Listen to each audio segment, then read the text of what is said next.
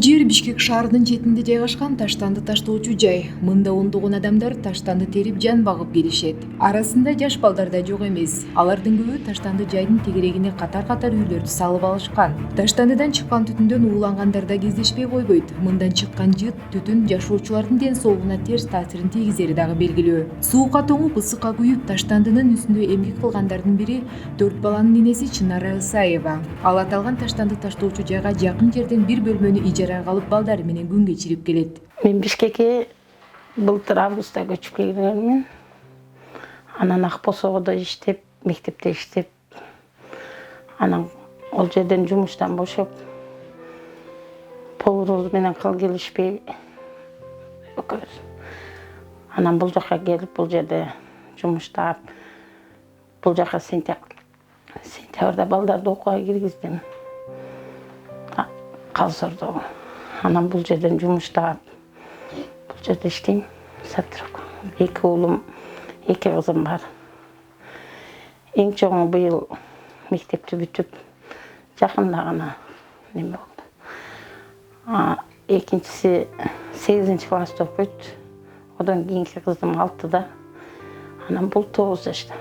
Эрте менен саат 7-де туруп, баланы мектепке жөнөтөм. Калган курсагын тойгозуп таштап, анан жумушка жөнөйм. Анан кечинде 6-дан өтүп 7-лерге кайра келем. Буга чейин сиз айттыңыз, таштандыларды кандай терип жүрчүм. Азыр баардыгын өзүнчө чогултуп алып, Чогулган таштандыларды сортировка кылабыз. Күнүнө сизге канча сомдон төлөп берип атат ошондо? Күнүнө эми примерно 500 жакшы. 500. Анан неме болсо 500 деле продуктага жетет. Анан кызыма анан бүгүн жүгүрүп жүрүп, артынан неме кылып жүрүп, бүгүн жер алдым. Жер тилкесин кестирип алдым. Кайсы жерден алдыңыз жер? Алтын казык жаңы конуштан. Бүгүндөн баштап эми аракет кылып, үй тургузганга аракет кылабыз. Бул батиреге канча? 2000. 2000 төлөйм. Бул балаңыз ушунда эмнеден өлүп калды? Рожденный ДЦП.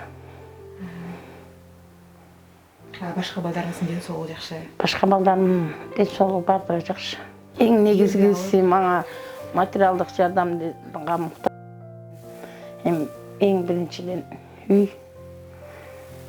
Жер тилкеси колго тийди. Анан кийин сиз айтып атпайсызбы, таштанды чогултуп дейт. Негизи эле ооруп калган учурлар да болду, анткени булардын баары ушул жерден кетет да. Ооруп калган күндөрүм деле болду, жумушка чыкпай калган күндөр. Бул жактан да башка жумуш издеп көрөйүн дедиңиз беле, бул жакта таштанды чогултупай? Башка жактан жумуш издеп көрдүм эми. Иштеп деле көрдүм. Анан мен мүмкүн эмес экен да. Кызым ооруп калат. Анан кийин балдарым мектептен кокустан бири кеч келип калат.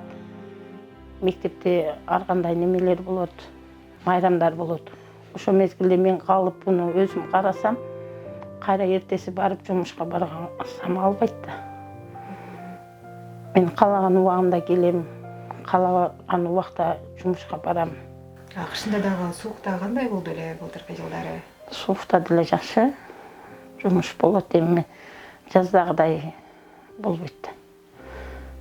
Жылуу кийинип, чогулткан таштандыларды өздөрү келип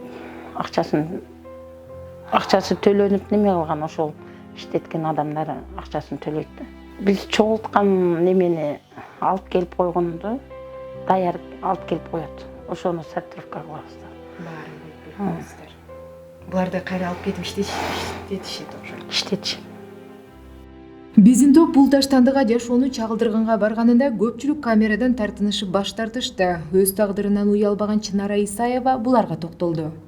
Мисалы үчүн менин деле тууган уруктарым, өзүмө жакындарым мен бул жерде иштегенимди эч качан билбейт да. Мен жашыруун иштеп, каерде иштейсиң десе, мындай айтам, ошондой да элдин баардыгы мага ошондо жашыруун иштегенде.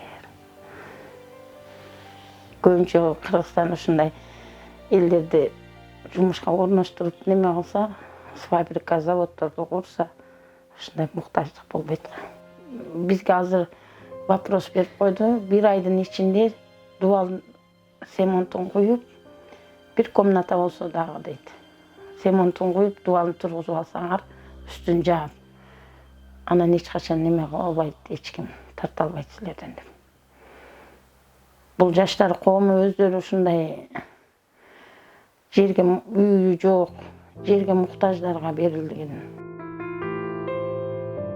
Чынара Ысаеванын турмушуна кайдыгер карабагандар экрандагы номер аркылуу байланышып жардам көрсөтүшсө болот.